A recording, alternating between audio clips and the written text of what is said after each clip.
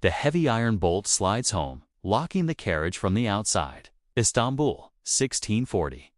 The air inside creates a suffocating seal of stale rosewater and panic. For the Ottoman princesses, this journey is not a wedding procession, but a funeral for the living. Records imply their fate was often worse than death, minted as human currency to bribe viziers who feared their royal blood. Through the gilded lattice of the window, the Bosphorus is just a sliver of gray water. This screen is the motif, a barrier that turns a person into a ghost. You are 3 years old, or maybe 13. It does not matter. The transaction is complete. Why did the dynasty systematically crush the will of its own daughters to secure the throne? And what irreversible cost was hidden in the marriage contract signed with freezing wax? The cage does not open until the bird is dead. If you enjoy these dark histories, leave a like and subscribe, and comment below where you're listening from. And now, back to the story.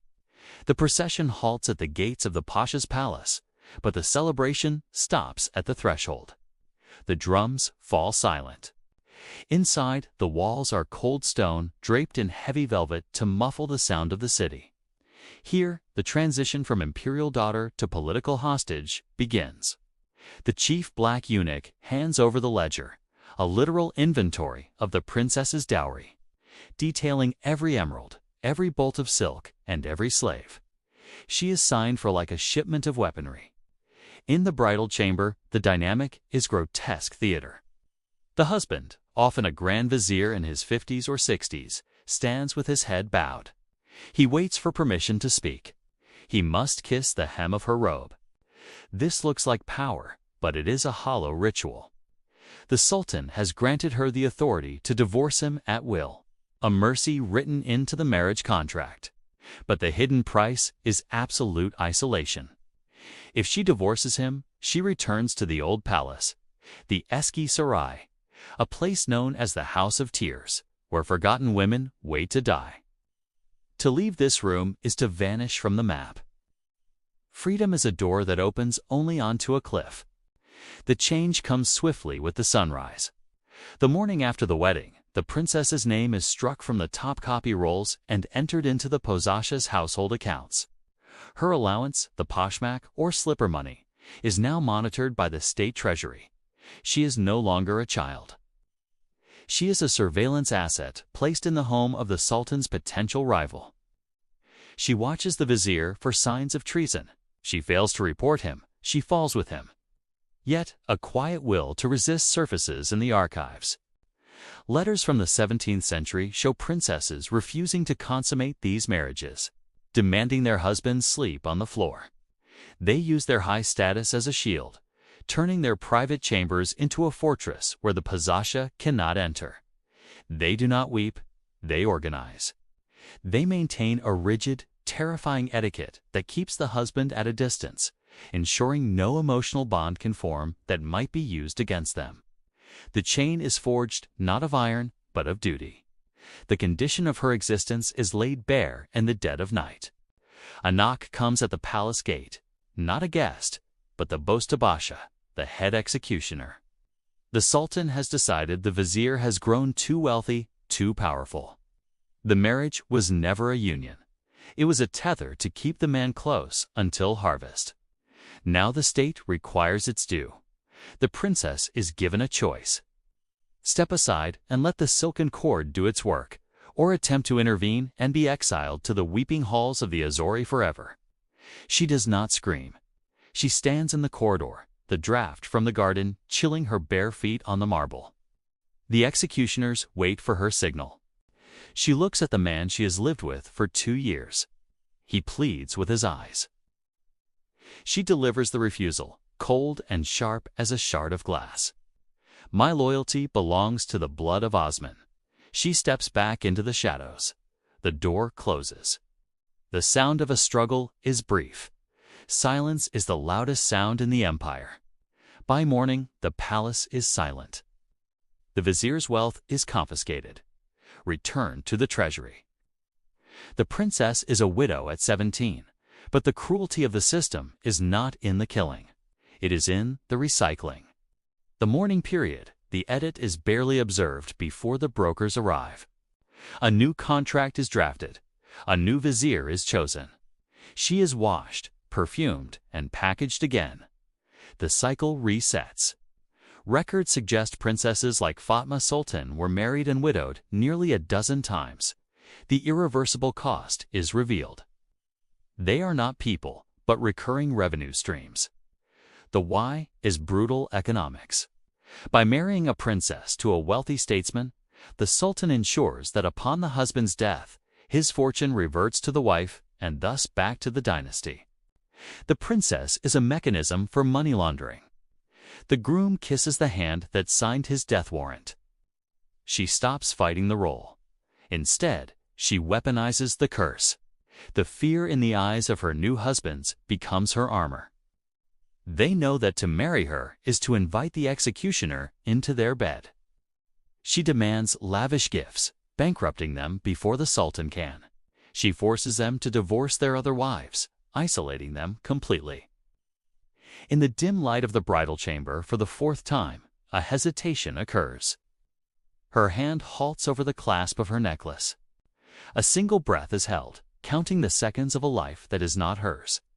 Then the fingers move. The clasp undoes. The necklace falls to the table with the heavy thud of a judge's gavel. She has ceased to be a victim. She has become the reckoning. Survival demands you become the monster they fear. Decades later, the truth is found not in the execution logs, but in the deeds of stone and mortars scattered across Istanbul. Navigate to the dusty silence of the W.F. Charitable Foundation archives. Here the paper trail contradicts the tragedy. We find a document dated 1665 smelling of old leather and iron gall ink. It lists the assets of a suffering princess, 3 mosques, a hospital, huge tracts of land in Egypt, and the tax revenues of entire provinces. The gilded lattice returns, but the perspective shifts. Standing inside the Yan Kami, or the complex of Makema Sultan, we realize the screen was not just a cage, 'twas a blind. While the viziers, the powerful men, were strangled in the night and their names scraped from history, the princesses remained. They were not the currency. They were the bankers. In the dim light of a private chapel, an elderly princess performs a wordless rite. She does not weep for the 7 husbands she has outlived. She organizes their liquidation. With a steady hand, she pours water from a silver ewer. Not for ablution, but to mix the ink for a new endowment. The sound of the scratching quill is the only noise in the room. She transfers the confiscated wealth of her executed spouses into charitable foundations that bear her name, protecting the money from the Sultan's treasury forever. The ink lasts longer than the blood. Archaeological surveys of the period reveal a staggering discrepancy. The most enduring monuments of the era were commissioned by women who were technically prisoners. The irreversible cost of Act I, the loss of identity, was a lie. They shed their husbands' names like snakeskin, retaining their imperial titles, their lineage, and the accumulated plunder of the empire. The vigors were temporary fixtures, disposable fuses used to gather wealth. The princesses were the permanent institutions that harvested the explosion. She presses her personal seal into the hot red wax. The impression hardens instantly. It is a closing of the account. She has outlasted the politicians, the generals, and even the sultans who sold her. The city outside does not belong to the men who rule it for a season. It belongs to the women who own the very ground they walk on. History remembers the king, but the city belongs to the ghost. Walk through the cemetery garden behind the mosque today. The turbed headstones of the viziers lean at odd angles, sinking into the soft earth, their inscriptions worn smooth by centuries of Bosphorus wind. Some are headless, the stone decapitated just as the man was, a permanent mark of the Sultan's displeasure. But the princess's turban stands pristine. A hexagonal cage of marble and Iznik tile that offers no view inside. The ledgers in the Topkapi archive stop abruptly. The entries for household expenses simply cease. There is no final diary entry. No confession found under a floorboard. Just a line of red ink drawn across the page, signaling the account is closed.